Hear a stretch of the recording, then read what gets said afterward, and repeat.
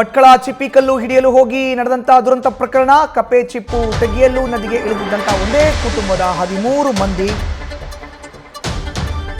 ಮಂದಿಯಲ್ಲಿ 11 ಮಂದಿ ಮೃತಪಟ್ಟಿದ್ದಾರೆ. ಒಮ್ಮೆಲೆ ನೀರು ಬಂದು 11 ಜನ ಸಾವನ್ನಪ್ಪಿದ್ರೆ ಓರ್ವ ನಾಪತ್ತೆ ಆಗಿದ್ದಾರೆ. ನೀರು ಹೆಚ್ಚಿಗೆ ಬಂದು 11 ಜನ ಸಾವನ್ನಪ್ಪಿದ್ರೆ ಒಬ್ಬ ನಾಪತ್ತೆಯಾಗಿದ್ದಾರೆ. ಇದುವರೆಗೂ 10 ಮೃತದೇಹಗಳನ್ನು ಹೊರತೆಗೆಯಲಾಗಿದೆ, ಪತ್ತೆ ಹಚ್ಚಲಾಗಿದೆ. ಓರ್ವನ ಪತ್ತೆಗಾಗಿ ಶೋಧ ಕಾರ್ಯ ಮುಂದುವರೆದಿದೆ.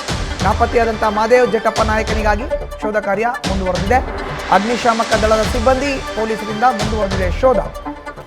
ಇಂದು ಬೆಳಗ್ಗೆಯೇ NDRF ಸಿಬ್ಬಂದಿಯಿಂದಲೂ ಶೋಧ ಕಾರ್ಯ ಮುಂದುವರೆದಿದೆ. ಚಿಕಿತ್ಸೆ ಪಡೆಯುತ್ತಿದ್ದವರ ಆರೋಗ್ಯವನ್ನು ವಿಚಾರಿಸಿದ್ದಾರೆ ಸಚಿವ ಮಂಕಾಳ ವೈದ್ಯ.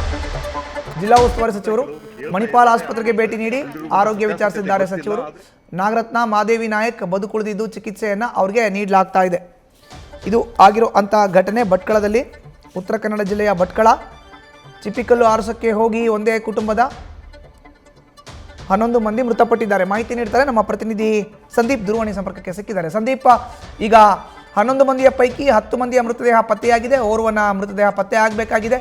ಹೇಗೆ ನಡೀತಿದೆ ಶೋಧ ಕಾರ್ಯ? ಗಾಯಾಳು ಏನು ಹೇಳ್ತಾ ಇದ್ದಾರೆ?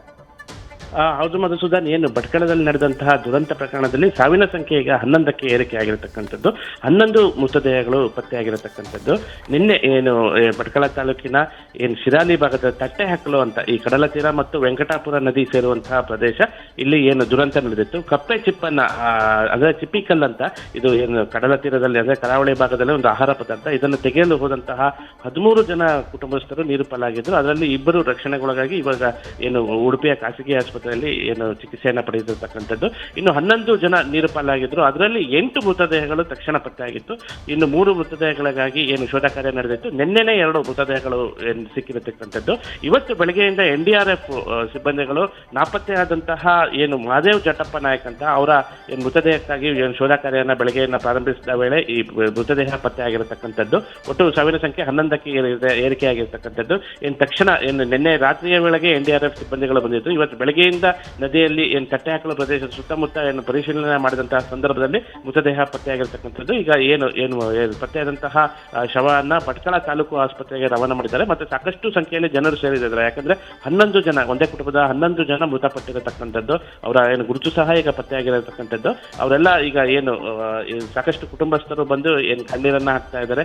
ಇಂತಹ ದುರ್ಘಟನೆ ಈ ಭಾಗದಲ್ಲಿ ಮೊದಲ ಬಾರಿಗೆ ಆಗಿರತಕ್ಕಂಥದ್ದು. ಅದರಲ್ಲೂ ಕಪ್ಪೆ ಚಿಪ್ಪು ತೆಗೆಯುವಂತಹ ಸಂದರ್ಭದಲ್ಲಿ ಆಗಿರುವಂತಹ ಇದು ಮೊದಲ ದುರ್ಘಟನೆ. ಮೀನುಗಾರಿಕೆ ವೇಳೆಯಲ್ಲಿ ಏನು ಬೋಟ್ ಮಗುಚೆ ಈ ರೀತಿ ಮೃತಪಟ್ಟಿರತಕ್ಕಂಥ ಸಾಕಷ್ಟು ಘಟನೆಗಳು ನಡೆದಿತ್ತು. ಆದರೆ ಚಿಪ್ಪಿಕಲ್ಲು ತೆಗೆಯುವಂತಹ ಸಂದರ್ಭದಲ್ಲಿ ಒಮ್ಮೆಲೆ ನೀರು ಬಂದು ಇಂತಹ ದುರ್ಘಟನೆ ಆಗಿರೋದು ಮೊದಲ ಬಾರಿಗೆ ಆಗಿರೋ ಹಿನ್ನೆಲೆಯಲ್ಲಿ ಸಾಕಷ್ಟು ಜನರು ಆತಂಕಕ್ಕೆ ಒಳಗಾಗಿರತಕ್ಕಂಥದ್ದು. ಮತ್ತೆ ಏನು ಘಟನಾ ಸ್ಥಳಕ್ಕೆ ಜಿಲ್ಲಾಧಿಕಾರಿಗಳು ಮತ್ತೆ ಜಿಲ್ಲಾ ಉಸ್ತುವಾರಿ ಸಚಿವರಾದಂತಹ ಮಂಕಾಳ ವೈದ್ಯರು ಸಹ ಭೇಟಿ ನೀಡಿ ಪರಿಶೀಲನೆ ನಡೆಸಿದ್ದಾರೆ. ಮತ್ತೆ ಏನು ಖಾಸಗಿ ಆಸ್ಪತ್ರೆಯಲ್ಲಿ ಚಿಕಿತ್ಸೆ ಪಡೆಯುತ್ತಿದ್ದಂತಹ ಅವರನ್ನು ಸಹ ಭೇಟಿ ನೀಡಿ ಅವರ ಆರೋಗ್ಯವನ್ನು ವಿಚಾರಣೆಯನ್ನು ಮಾಡಿದ್ದಾರೆ.